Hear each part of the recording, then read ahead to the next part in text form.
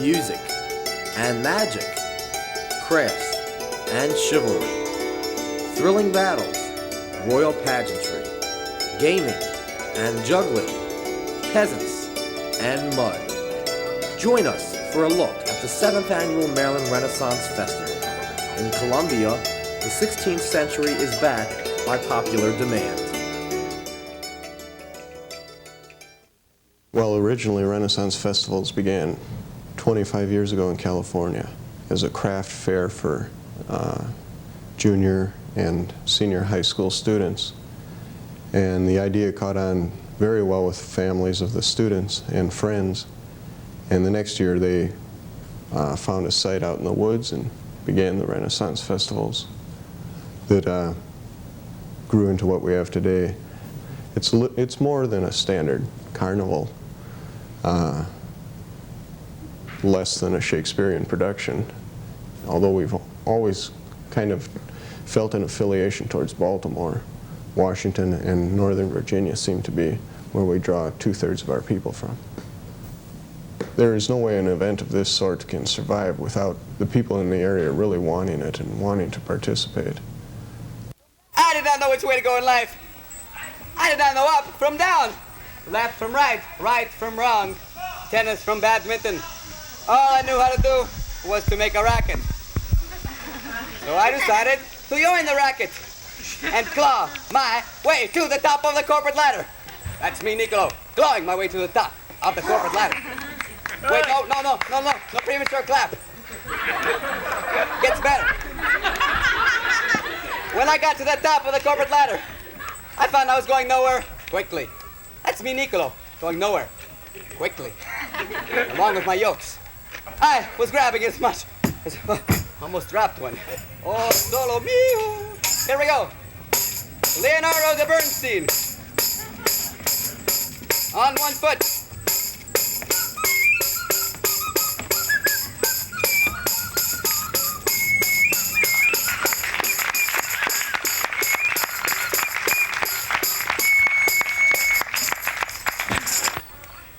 Okay, I'm gonna do a few tricks. That's enough. Here we go, ladies and gentlemen. When I say go, please count to 3 so that I, Niccolo, might die on cue. Ready, go. 1, 2, 3.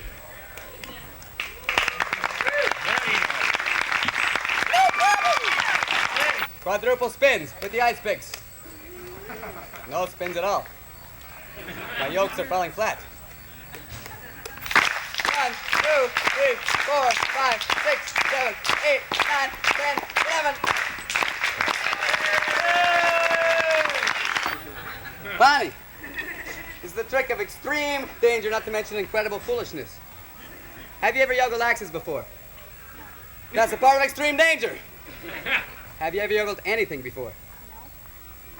No.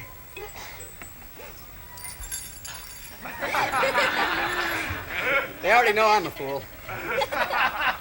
Okay, Bonnie, juggle the axes. She's sharper than I look. I'm risking fingers for $1, and if I miss, you'll hear a holler. But I have to face the facts. It actually helps me to relax. It makes me friendly, and you'll find I rarely have an axe to grind. First I throw up, then I must catch it, and merrily bury the hatchet. Now you watch me and think I'm dense, but I'm not prone to accidents.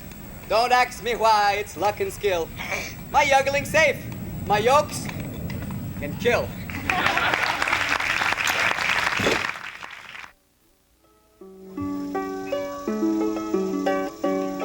Now when that noble lord came home inquiring for his lady, some did cry and others did reply, she's gone with that blackjack Davy. 'Cause saddle me my bonny brown steed, the grey was near so speedy, and I will neither read nor drink till I have brought back my lady.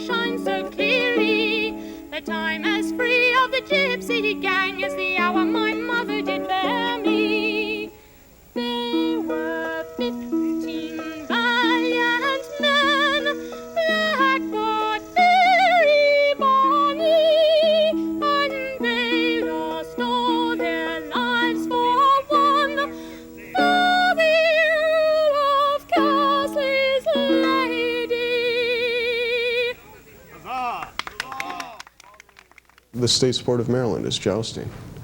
I don't know how many Marylanders know that, but it is.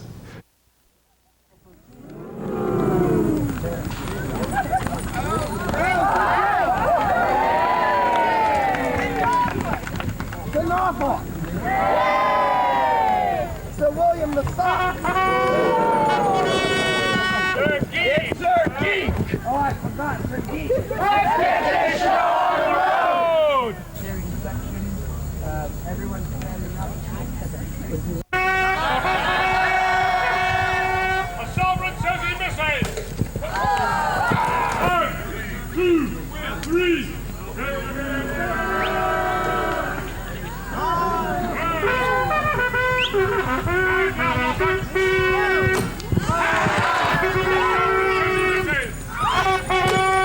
Cheering section.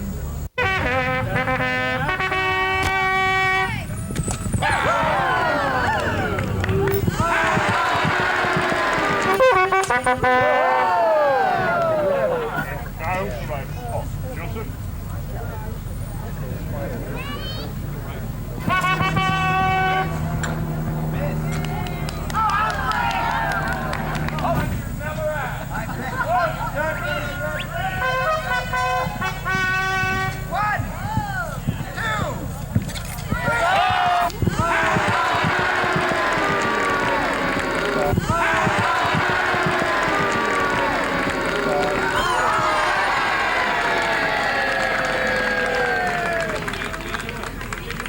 Cheering section. Everyone standing up. At this point in time, you shall be a defense to our widows and children, and a defender of virgin.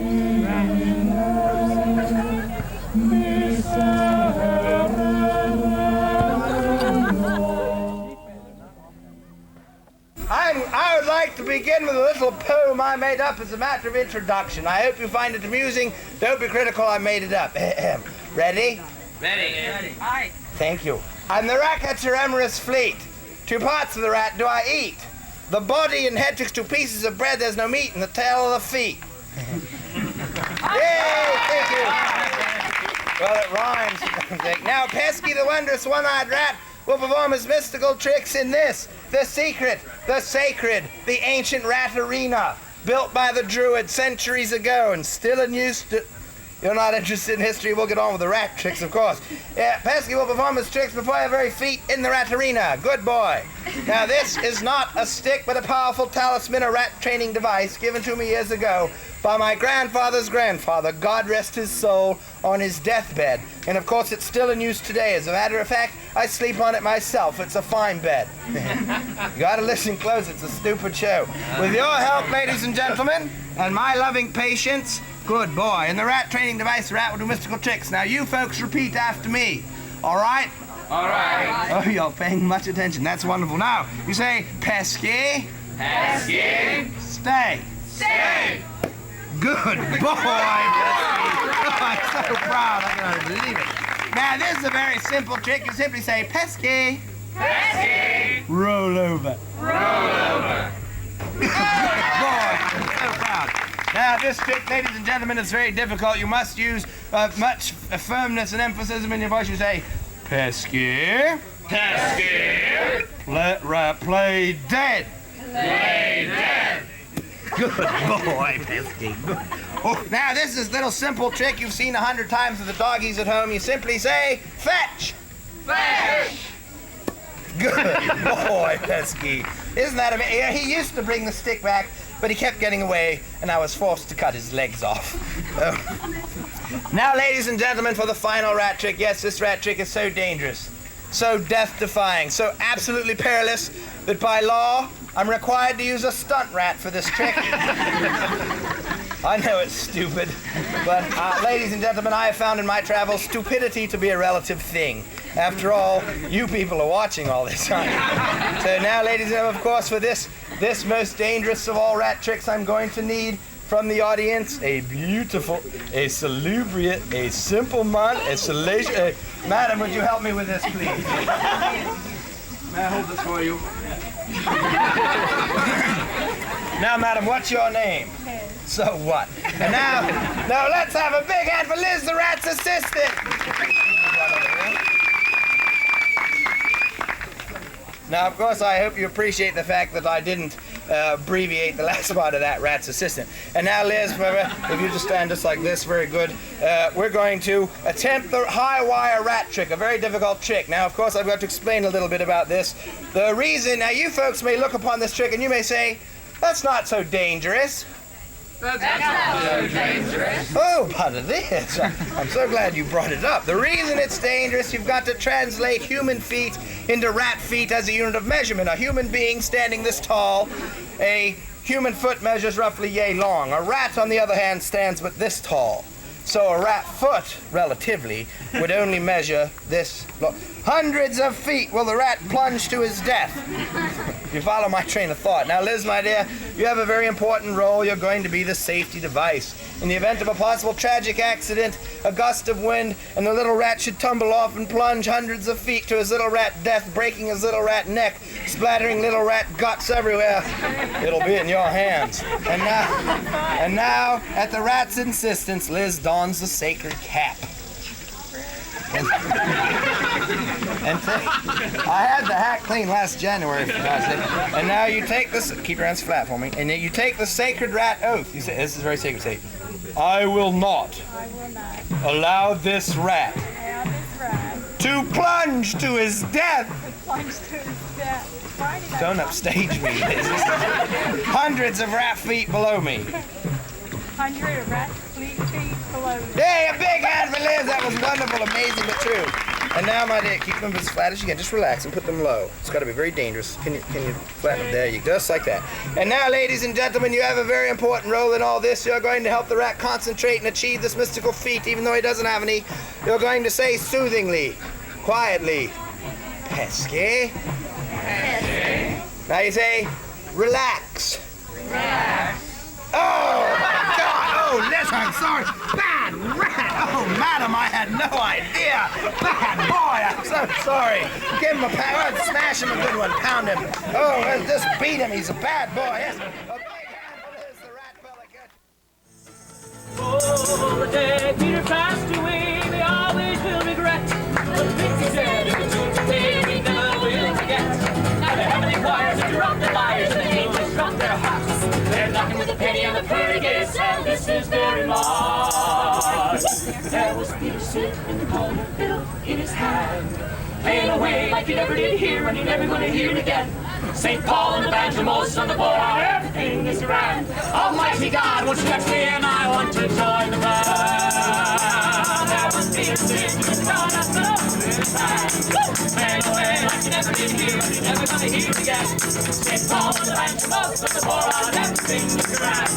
Almighty God, won't you touch me, and I want to join the band.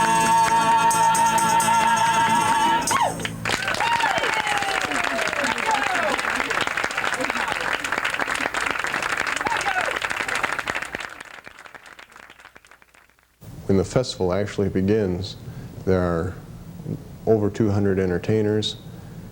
I hire over 100 people to man our stands, and then there are other participants with other food stands and craft stands. In general, I'd say of the participants, there are probably 600 to 700. And it's a year-long process of booking entertainment. Many of these acts are extremely large on the Renaissance Festival circuit. There are not that many actors who have geared their craft or have specialized in just Renaissance entertainment, and the only ones who have are the good ones, and they're very hard to get a hold of because there are 30 to 35 other Renaissance fairs. And then we also bring in, I would say, 2/3 of the people are local people. Most of the craftspeople, almost all of the actors who are in this area have other jobs.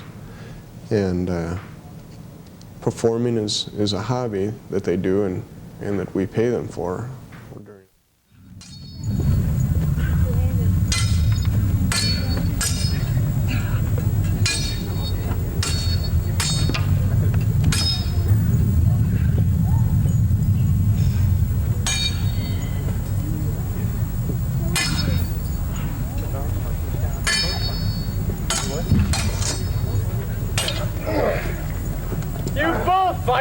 imbeciles.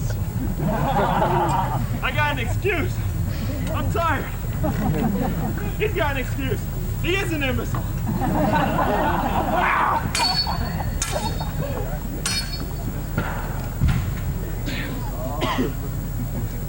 This is usually a later period than we're due. The fair is set for 1580.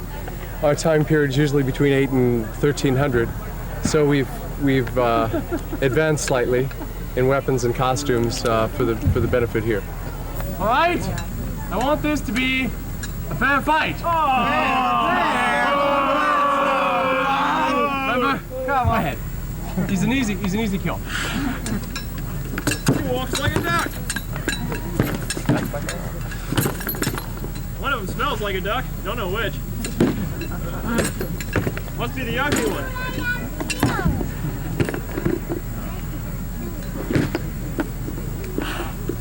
Step in and disembowel him!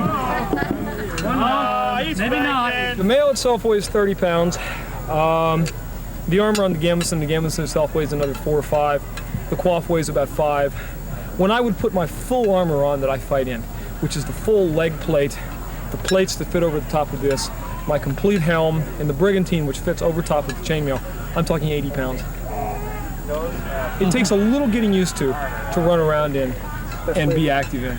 This is an example of mail if you wanted to see it. Ha! Richard! Come and join us! Come on, go for the boots!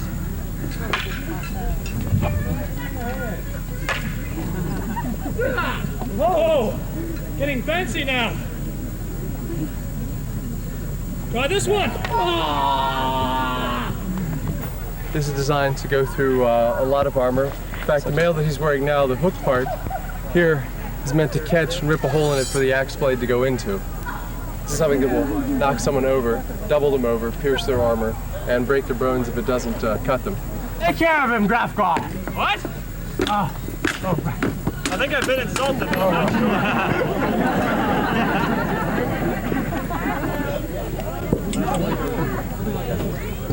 And I do this all the time. I practice fighting 4 to 5 nights a week. And it's very serious to me. We held tournaments and real tournaments and a lot of real events. But this is a lot of fun today doing the performing. Wizard told the servant that he must return to the evil sorcerer and direct him thus: to reveal the magic, remove the rings from the vault, and bury them in the inner courtyard. There he must leave them for 3 nights. On the last night, unearth the rings and their power will be made known to you. As the servant went off, the dwarves and the wizard plotted, and on the 3rd day approached the castle of the evil sorcerer. The dwarves, posing as minstrels, gained entry to the castle and amused all those within, while the wizard, during the entertainment, scaled the courtyard walls to see where the sorcerer had buried the rings. Peering over the wall, he could see that a guard was placed over them, and so, without being seen, he silently returned to the ground. He knew that castles such as these had secret passages, so he searched the perimeter until he found a hidden stairway. Slowly, he descended into darkness, and searching with his hands found 3 doorways.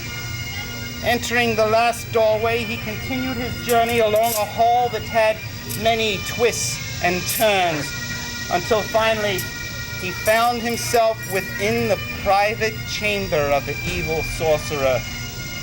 There he selected one of his cloaks and quickly put it on. He hurried to the inner courtyard, hoping that the gathering darkness would complete his disguise. There, keeping his distance from the guard, he ordered him to take his leave and go inside the castle to watch the entertainment. Carefully, he dug up the rings. He placed the rings within his cloak, and stepping into the pools of shadow which were now forming along the courtyard walls, silently made his way to freedom. There, he hurried with haste along the road until he was a safe distance from the castle. There he waited until the two dwarves had left the castle and were safely at his side. The three of them traveled along the road until at last they were safely back at the village, for they knew that the evil sorcerer would soon find his treasure missing. Once back at the village, they were sad, for they knew that they must part company, so that their friendship and dangerous quest would be shown far and wide. The silversmith presented the rings to the young wizard and gave to him the secret that would unlock their power. The secret spell was thus: let this statement be understood. The power of these rings was created for good. Evil men shall never own the magic that these rings have shown. It was there, standing before my master Merlin, that I suddenly realized who that young wizard was.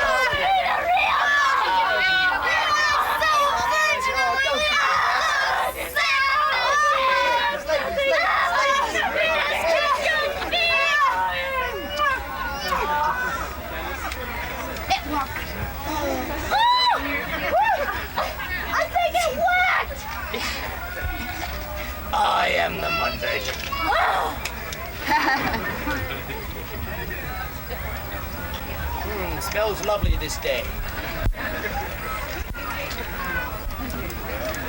I am full anointed, except you missed this one. Oh my god. All the gods are focusing in their fine-tuning to watch this event. They're kind of bemused by it.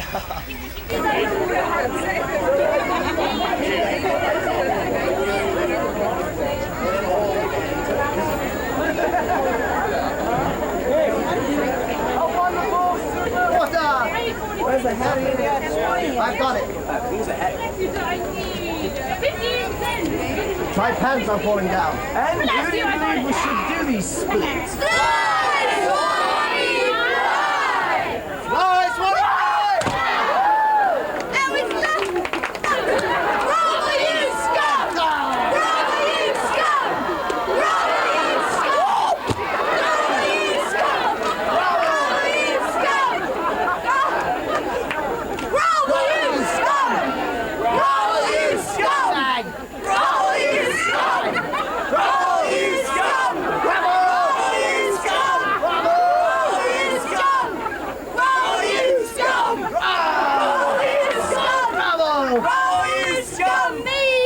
Bravo, you scum! Bravo, you scum! And if you think this is too high, would you eat it for any less? 10, 9, 8, 7, 6, 5, 4, 3, 2, 1.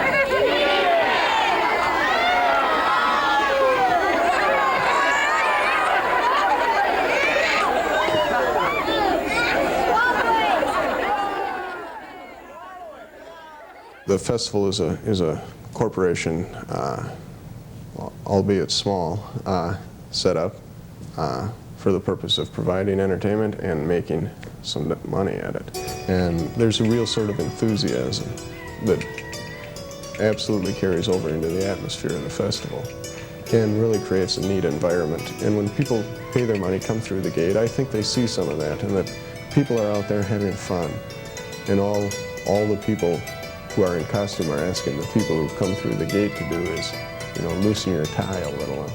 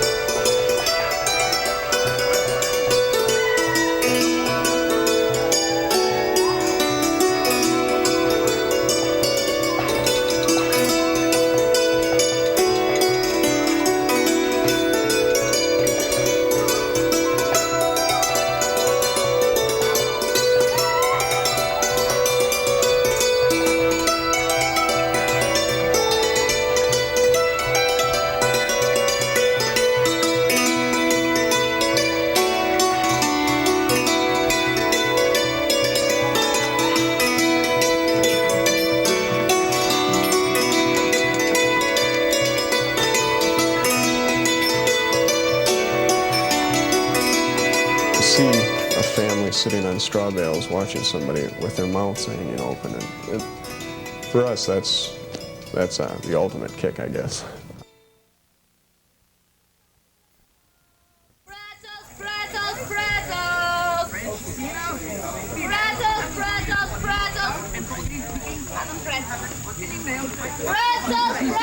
Pretzels! Would you like pretzels? No, thank you.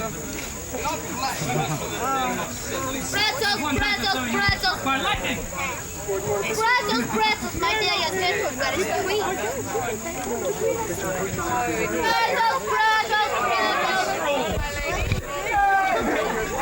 like a pretzel? No, thank you. Pretzels! What you got in mind? Pretzels for peasants. Pretzels! Oh, thank you very much. Thank you. I suppose now you want pretzels too. Help yourself. Would you like mustard, madam? No. Not even a drop? Very good mustard. No, well, thank you.